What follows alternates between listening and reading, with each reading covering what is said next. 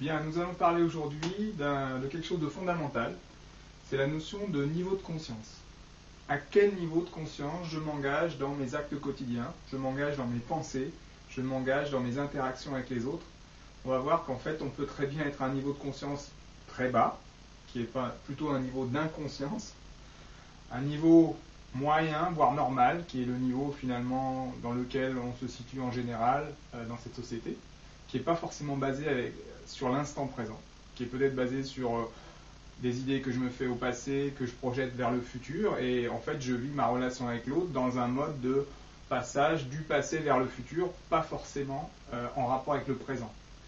Et puis d'un troisième niveau qu'on va peut-être pouvoir nommer super conscience, présence, enfin quelque chose qui, s'il était pratiqué par tout un chacun et puis le plus souvent possible, et en plus collectivement, pourrait peut-être changer la manière de voir le monde et peut-être finalement changer le monde dans lequel nous vivons. Voilà. Donc pour symboliser la notion de niveau de conscience, je vais dessiner un curseur, voilà, qui peut monter ou descendre. Puis là, on va dire conscience, donc niveau de conscience. Ok. Quand je suis en interaction avec les autres, je peux me situer d'abord dans un niveau quasi automatique. On parle souvent de formatage, on est formaté dans la société, on est en pilotage automatique. En fait, ce niveau-là, on va l'appeler le niveau des rôles. Et on va symboliser ça par un petit acteur sur une scène de théâtre. Donc là, je vais faire une pyramide à degrés, en fait, à niveau. Et là, on va dire que là, on est au niveau du rôle. Qu'est-ce que j'entends par là? Le niveau du rôle, c'est un niveau qui est basé sur la logique de domaine de vie. Bon, j'ai fait une vidéo là-dessus, donc vous pourrez vous en référer à cette vidéo sur les rôles dans la vie. En fonction de ce que je fais, donc si je suis au travail, par exemple, dans le domaine professionnel, je vais avoir la possibilité de jouer, entre guillemets, plusieurs rôles. Je peux être collaborateur, donc je me relie à mon patron, mon manager en termes de collaborateur. Je peux être moi-même manager vis-à-vis de mes collaborateurs. Puis je peux être aussi manager, mais en même temps collègue de mes autres managers. Je peux être dans l'environnement professionnel un manager, un collègue. Je peux être aussi collaborateur vis-à-vis de mon grand patron. Et puis je peux être aussi, pourquoi pas, syndicaliste. Bref, voilà un peu des exemples de rôles qu'on peut jouer dans le domaine professionnel. Dans le domaine du couple, il y a le mari, la femme, et puis peut-être l'amant, pourquoi pas. Dans le domaine de la famille, en fait, c'est cousins, cousines, fils, filles, etc., etc. Dans le domaine social, il y a le côté associatif. Je suis engagé dans une association, je vais être directeur, président d'association, secrétaire général, enfin bref, voilà. Donc des idées de rôle, la vie en fait, elle en foisonne, et notre société en fait génère de nombreux rôles. Et d'ailleurs, il suffit de regarder la télé, il suffit de regarder des séries, il suffit de regarder les informations pour qu'en fait on comprenne bien comment fonctionne un rôle et que tel rôle est censé fonctionner comme ça. Un directeur commercial, il agit comme ça. Un parent au centre commercial, il est censé agir comme ça. Un parent vis-à-vis de ses enfants en termes d'école est censé agir comme ça, etc., etc. Donc il y a un certain nombre de rôles qui nous sont proposés par la société.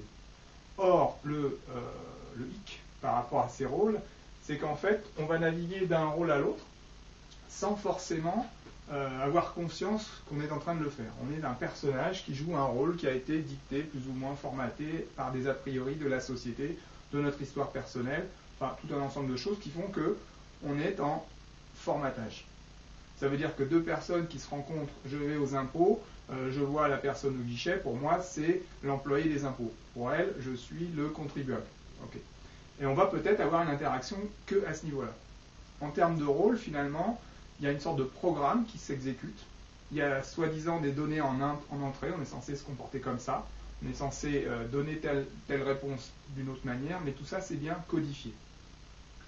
Quand tout se passe bien et qu'on appelle un centre d'appel parce qu'on a un problème avec son téléphone portable, qu'on est bien dans le choix 1, 2, 3 ou 4, tout va bien.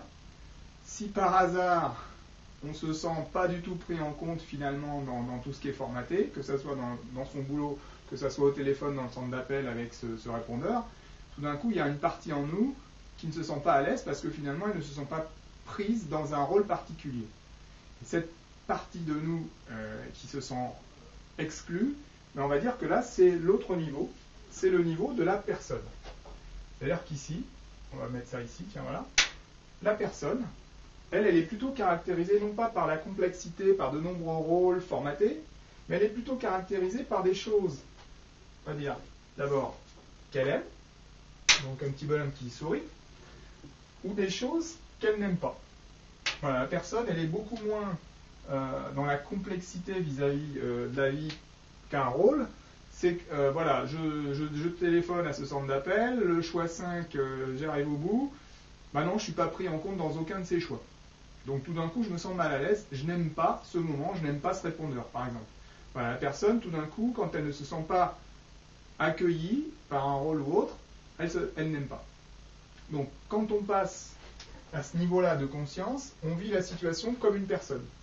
Or, une personne, qu'est-ce que c'est? C'est bien souvent des pensées arbitraires qui sont les nôtres, qui sont liées à notre passé, qui sont liées à la tradition, à notre culture, à notre éducation, qui sont liées à nos soi-disant qualités et défauts supposés, hérités de l'éducation, de la famille ou autre.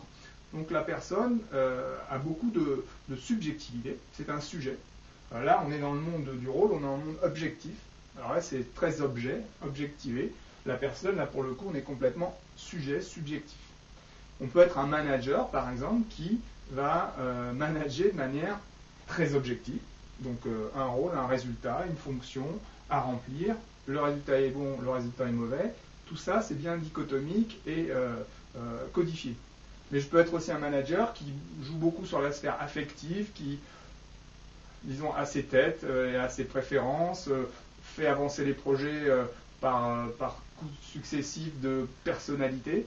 En fait, là, je peux aussi voilà, gérer ma vie, non plus prisonnier de rôle, mais par contre, comme une personne qui joue certains rôles, mais quand même à partir de sa base personne, on va dire de ce genre de personne ou d'attitude, il est lunatique ou il a ses moments. Enfin bon, on sent bien qu'il n'y a pas d'objectivité de base, mais c'est plutôt une subjectivité.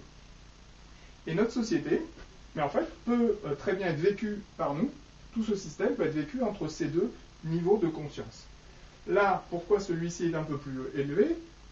C'est qu'ici, on a conscience de ce que nous sommes individuellement. On a une individualité plus forte qu'ici, puisque le rôle, lui, finalement, peut être vécu de l'un à l'autre de manière assez formatée. Par contre, le problème, c'est que les rôles vont se chevaucher, et parfois, on ne sait plus quel rôle jouer, parce qu'il y en a deux qui se chevauchent. Par exemple, je suis un ado plein d'enthousiasme avec mes copains, à la limite assez bout en train, celui qui chambre. Mais par contre, à la maison, en tant que fils, donc en tant qu'ami, c'est un peu le personnage que je viens de décrire, en tant que fils, là par contre, j'ai un père très autoritaire, je file plutôt doux, je passe sous le tapis, je n'ai pas beaucoup de moyens d'exprimer ce que je suis à la maison.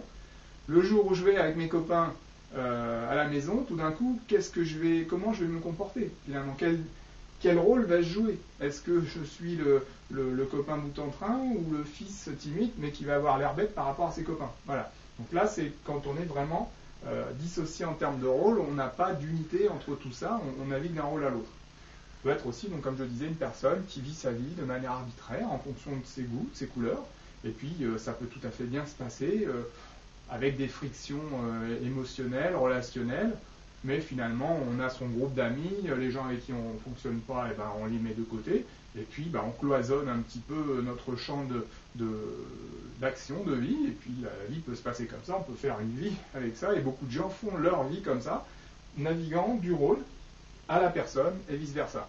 Je dirais que dans la société occidentale traditionnelle, ben, le lundi au vendredi, on nous engage plutôt à être dans les rôles. Au travail, il vaut mieux savoir son rôle à tenir. Et puis, bon, parfois, effectivement, alors la personne a des états d'âme dans le monde du travail. C'est de plus en plus pris en compte, mais on ne sait pas forcément les gérer dans le domaine objectif de l'entreprise. Voilà. Et puis, le vendredi, finalement, la société nous engage à décompresser, zapper, finalement s'affaler devant la télé, pourquoi pas, pour décompresser. Et là, à la limite, on se lâche dans la personne qui va finalement pas forcément choisir ses moments, mais en tout cas, elle laisse aller la vapeur qui était comprimée dans les rôles toute la semaine. Et là, le week-end, on relâche. Voilà. Et là, on va dans la personne avec certains débordements, on va avec ses amis, enfin avec les gens avec qui on partage les mêmes valeurs, pourquoi pas arbitraires, mais en tout cas, on est dans le monde de la personne. On pourrait vivre la vie comme ça, mais à un moment donné, on sent, pour certaines personnes en tout cas, et de plus en plus je le trouve, qu'il y a un autre niveau, où on sent bien, on pressent qu'il y a quelque chose d'autre dans la vie, qu'il y a une autre manière de vivre sa vie, de vivre les situations, il y a une autre manière d'incarner ses rôles, tout en étant une personne, mais il y a un autre étage.